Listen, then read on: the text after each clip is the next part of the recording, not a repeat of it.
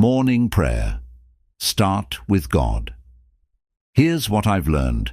If I don't begin with God, I spend the rest of the day trying to fix what I could have surrendered. What voice did you hear first this morning? Was it fear, pressure, the noise of the world? Or was it the still, steady whisper of God's wisdom? Before the texts, the meetings, the noise, did you pause to seek Him? Because how you start isn't just a detail, it's a direction. If you're ready to stop walking in circles and start walking in clarity, start here. Start with prayer. Start with presence. Start with grace. Let's make space for heaven before the world makes demands. This is how your day changes. This is how your life shifts. Now let's pause and let this verse speak over us. Read it with me now. James 1:5. If any of you lacks wisdom, let him ask God, who gives generously to all without finding fault. Let us begin by asking an honest question. What do you do when you don't know what to do? That moment when you hit a fork in the road, emotionally, financially, relationally, and your next move matters. James doesn't shame us for not having it all figured out. He gives us permission to ask, not just to hope for wisdom, but to ask boldly for it. This isn't the kind of wisdom that comes from textbooks or experience. It comes straight from the mouth of God. Read it again with me. If any of you lacks wisdom, let him ask God, who gives generously to all without finding fault. This is a promise, not a possibility. God gives wisdom without shaming the question. He doesn't roll his eyes at your confusion. He doesn't remind you of the last time you made a mess. He gives, and he gives generously. If you feel unqualified, unsure, or afraid to ask, this verse wipes all that away. The only requirement is humility and the courage to admit your need. And here's the truth. Asking for wisdom doesn't make you weak. It makes you ready. When you seek God's perspective before making decisions, you're choosing depth over impulse. You're anchoring your actions in eternal insight rather than temporary emotion. That changes everything. Think of Solomon in 1 Kings. When God offered him anything, he didn't ask for riches or revenge. He asked for wisdom. And God was so pleased with that request that he added everything else. This isn't about being perfect. It's about being dependent. Solomon wasn't asking for information. He was asking for the divine ability to discern what others couldn't see. And isn't that what we all long for? To know not just what looks good, but what is God. To hear not just what's loud, but what's lasting. When you ask God for wisdom, you are asking Him to reframe the decision, to highlight the unseen danger, to guide you not by sight, but by spirit. I've been there, faced with choices I couldn't calculate my way through. The spreadsheet didn't help. The advice from friends was split. And it was only when I got quiet, asked, and listened that I realized God is not distant when you're desperate for direction. He's near, He's generous, and He's speaking. So if you're at a crossroads today, don't carry the pressure alone. Ask, expect, and trust that heaven never goes silent when you seek its wisdom. Proverbs 3:5-6. Trust in the Lord with all your heart, and lean not on your own understanding. In all your ways submit to Him, and He will make your paths straight. There's something about mornings that bring a quiet kind of pressure, the weight of unknowns, unmade decisions, and unanswered questions.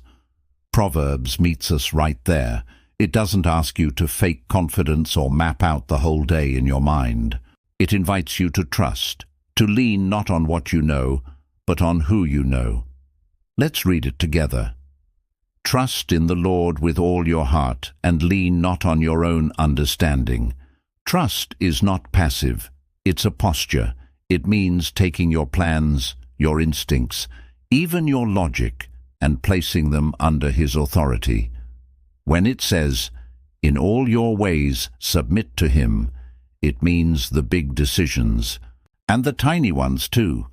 The morning conversation, the quiet fear, the next step that seems unclear. It all belongs at his feet. This passage isn't promising an easy road, it promises a clear one. He will make your path straight doesn't mean without challenges, but without confusion. He'll cut through the clutter. He'll give you peace, even if the plan doesn't make sense yet. This is the kind of trust that turns anxiety into assurance. It's easy to trust God when the path is smooth, but what about when He redirects your journey entirely? What about when you thought one door would open and He shuts it hard? Real trust starts where our logic ends. It requires laying down the blueprint we made and picking up the compass of His voice. I've had moments where leaning on my own understanding felt safer, where what I saw in front of me felt easier to grasp than what I was hearing in prayer. But every time I chose to follow His leading, even when it cost me my comfort, I found something better than what I imagined: His peace, His timing, His presence. You don't have to know the whole plan to walk in the right direction. You just need to trust the one who wrote it, and He never misguides a surrendered heart. Psalm 25:4-5. Show me your ways, Lord. Teach me your paths. Guide me in your truth and teach me, for you are God my Saviour, and my hope is in you all day long. There's something sacred about admitting, I don't know the way. Psalm doesn't just ask for rescue, it asks for formation. This isn't a cry for escape, but for instruction. It shows us the posture of a heart that doesn't just want outcomes, but insight. David is asking not merely to be led, but to be shaped. Let's read this together now. Show me your ways, Lord. Guide me in your truth and teach me. This kind of prayer is raw. It's an admission that we don't want to keep living by trial and error. We want to walk in truth. We want to walk with God. And that desire, that humble beginning, is enough. When you seek His way, when you ask for His wisdom, when you trust His plan over your own, you're not just surviving the day. You're surrendering it. So right here, before anything else happens today, before the notifications, before the stress, before the to-do list pulls your mind away, pause, take a deep breath, let your soul settle, and say it out loud or in your heart, I'm starting here with you, Lord. Because everything changes when you begin with Him. If you're choosing to seek God first today, if you're letting go of your own understanding, if you're surrendering the day and starting in His presence, type in the comments, I'm starting here with you, Lord. Let's fill this space with faith. Let's remind one another that we are not alone in seeking God first. Let's start together with Him. If you're choosing to seek God first today, if you're letting go of your own understanding, if you're surrendering the day and starting in His presence, type in the comments, I'm starting here with you, Lord. Let's fill this space with faith. Let's remind one another that we are not alone in seeking God first. Let's start together with Him,